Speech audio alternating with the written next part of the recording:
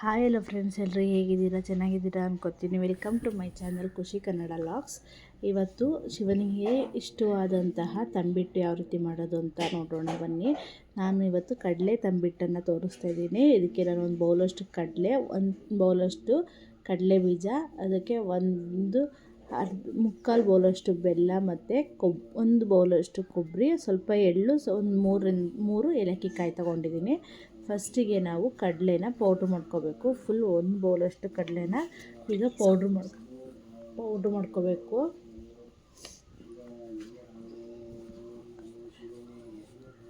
ಅಕ್ಕಿದು ತಂಬಿಟ್ಟು ಮಾಡ್ತಾರೆ, ನಾನು ಕಡಲೆ ತಂಬಿಟ್ಟನ್ನು ತೋರಿಸ್ತಾ ಇದ್ದೀನಿ ನಿಮಗೆ.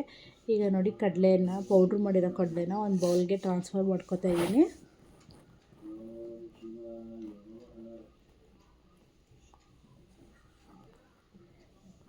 ಈಗ ಫುಲ್ ಕಡಲೆ ಎಲ್ಲ ಚೆನ್ನಾಗಿ ಪೌಡ್ರ್ ಆಗಿರೋದನ್ನ ಟ್ರಾನ್ಸ್ಫರ್ ಮಾಡಿಕೊಂಡು, ಈಗ ಇದಕ್ಕೆ ಒಂದು ಬೌಲಷ್ಟು ಕೊಬ್ಬರಿ ತುರಿನ ಹಾಕೋತಾ ಇದ್ದೀನಿ. ಇದಕ್ಕೆ ಸ್ವಲ್ಪ ಎಳ್ಳನ್ನು ಹಾಕ್ಕೊತಾ ಇದ್ದೀನಿ, ಬಿಳಿ ಎಳ್ಳು. ಅದನ್ನು ಹುರಿದಿರೋದು ಎಳ್ಳು ತೊಗೊಂಡಿದ್ದೀನಿ. ಹುರಿದಿಲ್ದಿರೋದಾದರೆ ನೀವು ಹುರ್ಕೋಬೇಕು. ಈಗ ಇದನ್ನು ನೀಟಾಗಿ ಮಿಕ್ಸ್ ಮಾಡ್ಕೊಳ್ಳೋಣ.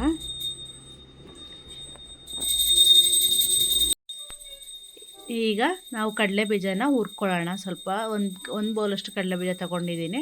ಈಗ ನೋಡಿ, ಇದು ಮಿಕ್ಸ್ ಮಾಡಿ ಇಟ್ಕೊಂಡಿರೋದಕ್ಕೆ ನಾನು ಒಂದು ಏಲಕ್ಕಿ ಕಾಯಿ ಇಟ್ಕೊಂಡಿದ್ನಲ್ಲ, ಆ ಏಲಕ್ಕಿ ಕಾಯಿನ ಕುಟ್ಟಿ ಹಾಕ್ಕೋತಾ ಇದ್ದೀನಿ.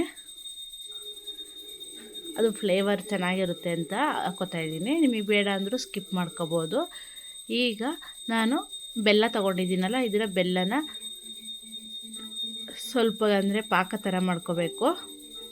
ಈಗ ಅದು ಒಂದು ಕಪ್ಪಷ್ಟು ಬೆಲ್ಲ, ಮುಕ್ಕಾಲು ಕಪ್ಪಷ್ಟು ಬೆಲ್ಲಕ್ಕೆ ನಿಮಗೆ ಸ್ವೀಟ್ ಎಷ್ಟು ಬೇಕೋ ಅಷ್ಟು ನೀವು ಹಾಕ್ಕೋಬೋದು. ಇದಕ್ಕೆ ಒಂದು ಸ್ವಲ್ಪ ಒಂದು 3-4 ಡ್ರಾಪ್ ಅಷ್ಟು ನೀರು ಹಾಕ್ಬಿಟ್ಟು ಇದು ಮಾಡಿಕೊಂಡು ಕಡಲೆ ಬೀಜನ ಹುರ್ಕೋತಾ ಇದ್ದೀನಿ ಚೆನ್ನಾಗಿ. ಈಗ ನೋಡಿ, ಆಗಿದೆ ಕಡಲೆ ಬೀಜ ನೋಡಿ, ಆಗಿದೆ. ಈಗ ಇದನ್ನು ಸ್ವಲ್ಪ ಪೌಡ್ರ್ ಮಾಡ್ಕೊಳ್ಳೋಣ. ಬೆಲ್ಲ ಆಗಿದೆ. ಬೆಲ್ಲ ಅಂದರೆ ನೀರ ಕನ್ಸಿಸ್ಟೆನ್ಸಿ ಬರ್ತಾಯಿದೆ. ಅಷ್ಟರಲ್ಲಿ ನಾವು ಕಡಲೆ ಬೀಜನ 2-3 ಸತಿ ಸ್ವಲ್ಪ ಇದು ಮಾಡ್ಕೊಳ್ಳೋಣ. ಫುಲ್ ತರ್ತರಿ ಏನು ಬೇಡ, ಸ್ವಲ್ಪ ಇದಾಗಬೇಕು ನೋಡಿ. ಇಷ್ಟು ಮಧ್ಯೆ ಒಂದೊಂದು ಕಡಲೆ ಬೀಜ ಸಿಗ್ತಾಯಿದ್ರೆ ಚೆನ್ನಾಗಿರುತ್ತೆ ಟೇಸ್ಟು. ಈಗ ಇದನ್ನು ನೀಟಾಗಿ ಮಿಕ್ಸ್ ಮಾಡ್ಕೊಳ್ಳೋಣ.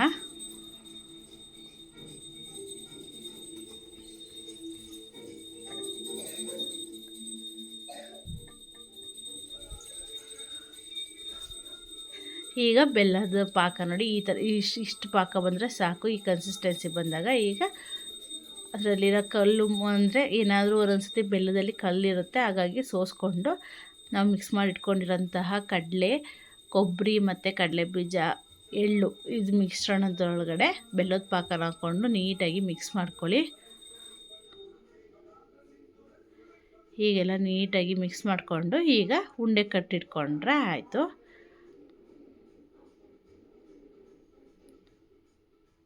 ನೋಡಿ, ನೀಟಾಗಿ ಉಂಡೆ ಕಟ್ಕೊಂಡ್ರೆ, ಬಿಸಿ ಇರುತ್ತಲ್ಲ ಪಾಕ, ಬಿಸಿ ಇದ್ದಾಗಲೇ ಬೇಗ ಕಟ್ಕೊಬಿಟ್ರೆ ಬೇಗ ಚೆನ್ನಾಗಿ ಬರುತ್ತೆ.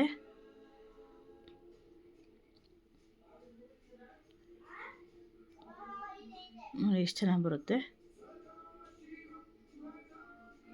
ನೀಟಾಗಿ ಅಮ್ಕಿ ಕಟ್ಕೊಂಡ್ರೆ ಇದಾಗಲ್ಲ, ಚೆನ್ನಾಗಿ ಬರುತ್ತೆ.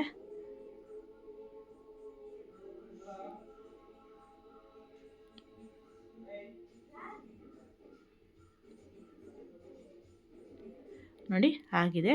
ಈಗ ನೋಡಿ, ಎಲ್ಲನೂ ಈ ಥರನೇ ಕಟ್ಟಿಟ್ಕೊಂಡಿದ್ದೀನಿ. ಎಷ್ಟು ಚೆನ್ನಾಗಿ ಬಂದಿದೆ ಅಂತ ನೀವು ನೋಡ್ತಾ ಇದ್ದೀರಾ. ಚೆನ್ನಾಗಿ ಬರುತ್ತೆ. ಒಂದ್ಸತಿ ಟ್ರೈ ಮಾಡಿ. ಹಾಗೆ ಶಿವನಿಗೆ ತುಂಬ ಪ್ರಿಯವಾದ ಕಡಲೆ ತಂಬಿಟ್ಟನ್ನು ಮಾಡಿ ನೈವೇದ್ಯ ಮಾಡಿ ಕೊಡಿ. ನೋಡಿ, ಹಾಗೆ ನನ್ನ ಚಾನಲ್ನ ಯಾರೆಲ್ಲ ಸಬ್ಸ್ಕ್ರೈಬ್ ಆಗದಲ್ಲೇ ನೋಡ್ತಿದ್ದೀರಾ, ಪ್ಲೀಸ್ ಸಬ್ಸ್ಕ್ರೈಬ್ ಆಗಿ, ಲೈಕ್ ಮಾಡಿ, ಶೇರ್ ಮಾಡಿ, ಕಮೆಂಟ್ ಮಾಡಿ, ಬೆಲ್ ಐಕಾನ್ನ ಮರಿದಲ್ಲೇ ಪ್ರೆಸ್ ಮಾಡಿ.